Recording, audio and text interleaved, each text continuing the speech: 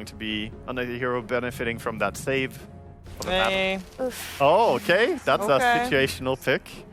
Way, perhaps the same thing for a team like NIGMA, right? I mean, if they go down to the lower division, I can't imagine they're sticking together with this roster. We're going to start off with some early action, apparently, SVG, as we're going to watch GH give away first blood.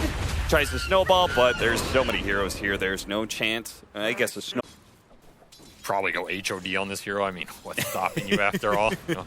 But yeah, everybody could go it. Talking about good lane, this should be a really good lane for them. Double ranged hero versus Huskar. ILTW, he tries to fight, but there is far too many nukes coming in from the side of Entity, and already this Ancient Apparition lane is looking pretty hot. Wand, which you've seen, that kind of Tundra-esque itemization. He's got range up, no wand charges. You're never going to bring this DP down. ILTW, he's caught between two different nuking cores at this point because Katomi's actually pretty damn farmed for a 4 position. Stormer looks like he's just limping around on a little bit of HP because of that menace in this game because of the start he's having. So every little bit you can snowball Miracle helps, and on the flip side, if he goes down... Slight, trying to dodge a little bit. Kuro's going to be here. Not actually needed as the high levels of Flame Guard were there. Bottom lane looks like they might have been able to catch Fishman. They do. First kill there for NIGMA. And ideally wants to lose his lanes in this fashion, but this Death Prophet Tusk matchup is pretty hard for him. At the same time, ILTW is feeling the pressure up here. I mean, the Abaddon was forced to rotate mid, so there's nobody left to help ILTW out. Kuro has just left him. I mean, GH trying to scout some of their stacks, but there's nothing to get, and Stormer thinking about that epi. This is where MC is going to have to think about this game. How does he do these tower pushes if he even wants to force it that hard? Oh, the snowball grab gets him away from a lot of the epicenter damage, and now he has the Flame Guard. He's got his Remnant up as well. Doesn't have a whole lot of mana to work with here, so he won't. Really low chance you ever get him. He's got some travel time, you know. Yeah, but think about the mental damage you'll do if you do actually land him. Mind Control popped to the Exorcism, but now he's in serious trouble. Silence up, unable to get off the Spirit Siphon. Even as he does, as the silence wears away. Yeah. Just a freebie carry kill on that triangle. Wonder how many more times Toby's going to do that. Speaking of Toby, GH is actually here now, and Katomi, unfortunately, a little bit off the mark there. Here. Oh, blocked in. Toby, they're going to be able to hit the snowball, quickly surround him. There's no chance of him living here, sadly. And he's rushing 4-staff, which I can kind of see it this game. And again, he's going to have to rely on Sky Sand King to deal with him anyway. Don't think there's a way to itemize A versus hero, so it's an interesting itemization. We'll see. Oh, they caught Sky too. Miracle, he's beginning to pick up some steam here. This is and that Stone Gaze, as you mentioned. It's a lot of AoE that can come out in these engagements. They're going for it. Deep dive. They know Crystallis is somewhere around here. They found him now. He's going to pop the Stone Gaze, but he's kind of blocked in here. Miracle actually tanked the Stone form in exchange for trying to block him out. The Ice Shards actually push them along. They need a little bit more damage. Oh, he dodged a Pearl Strike. An attempt to chase after Crystallis. The slow is still there. Now that Ice Blast and Miracle's dead. All in on Crystallis. GH is committed, but he doesn't have the damage. Crystallis survives through it all, and they got Mind Control. What a turn from Entity. SVG, you said it perfectly. You do not want to overcommit Entity because it was a risky move, right? Like, you could potentially just get your carry blown up. Speaking of being blown up, here goes the Death Prophet. There's the power of all these nukes from Entity, and this is why they've been running this Sand King Skywrath combo. Ever goes in deep, it's going to be hard for those saves to follow up very fast, and he risks getting burst. Even if he gets low and he has to retreat, suddenly NIGMA's caught in these types of fights they don't want to be in.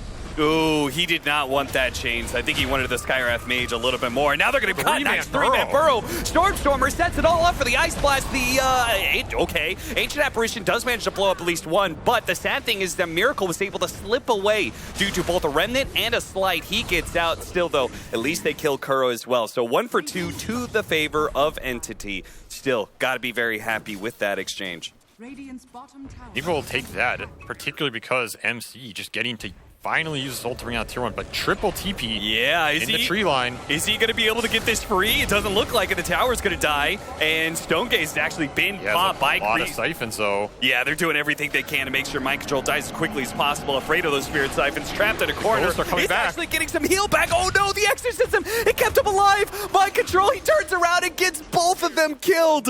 What a disaster. Entity playing for a bit of greed, but this time around, it bites them in the ass, perhaps. Katomi does manage to come in and maybe get the kill onto GH, but the Aphotic Shield, it came in last second. Crystallis and Katomi thought they were going to be able to turn around and get a kill, but now Crystallis is in a little bit of danger here. The Spirit Siphon is raining him down. He's going to be able to chase for more. Exactly that with the snowball. He blows himself That wasn't up, what he wanted, but he might take it. Crystallis, it's all worth it.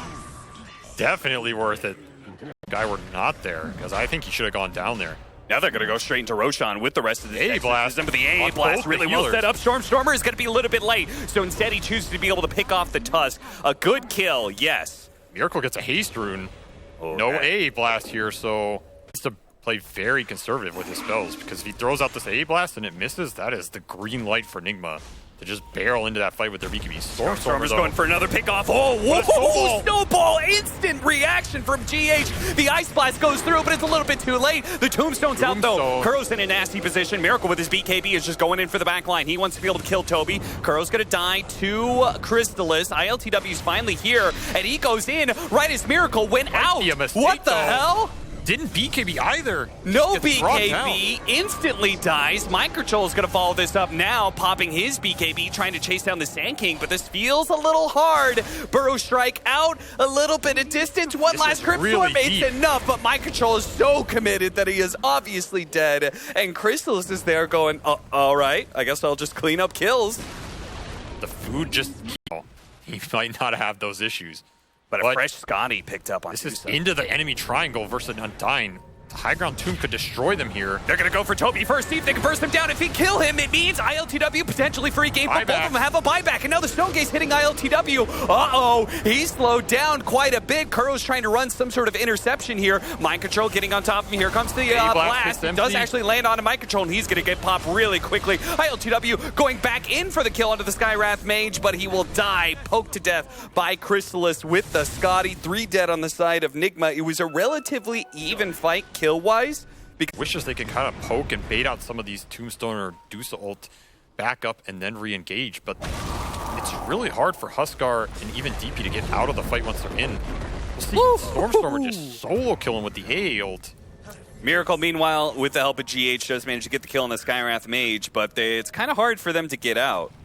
Wish they had some more Force Dash or something, but at the same time, once that DP ult's popped, you kind of have to go in as well. This is a very important kill, if they can get it. They do have the dust. They're going to be able to hit him with the damage. He E-blades himself to try and dodge some damage here, but he cannot easily get out. The Deuce is coming over, though, with the Stone Gaze. Stormer hoping it's going to save him, but it will not. GH, he may get burned out as Fishman's going to go ahead and counter him. Mind Control trying to get to the trees, to the forest, to hide away from Crystallis, and looks like he's going to be okay, but Kuro, once again, kind of throwing his life on the bonfire here, lets it burn. Crystallis gets a double kill.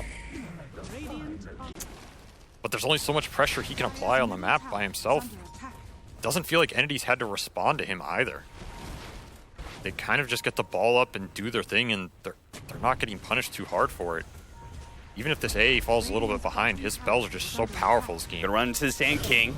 He has a gem on SK2. They would love to be able to kill him first. Oh, what a kick away. That wasn't supposed to happen. I think Stormer's going to get the chance to be able to get off the epicenter. Tries to Burrow Strike away from Miracle, who does manage to chase him down, but gets Stone Gazed at the same time with the high ground Tombstone. This is a dangerous area to fight, and Crystallis is loving it. ILTW, meanwhile, just actually does manage to get the kill on Undying and TP's away. Armletted, though. He's going to die. Oh, he died, actually.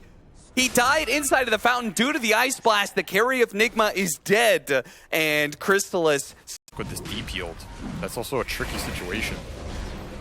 The Illusions get some information here. Is NIGMA really going to take this fight? Maybe this type of fight just seems so hard, but maybe they feel like they can't fight Dusa with 2 lives. Kuro's just in goes the Sand King, already caught GH. ILTW will try and chase down the Sand King, but already popped the BKB. The Ice Blast does manage to land. ILTW, he's going to be taken out here as the Ice Blast barely clipped him, but barely is good enough for a kill. As Mind Control's going to be chased down as well. The Scotty doing too much work, and NIGMA, you said this was going to be a hard fight to take, and it could not be more difficult when Crystallis actually fight him than what is to change.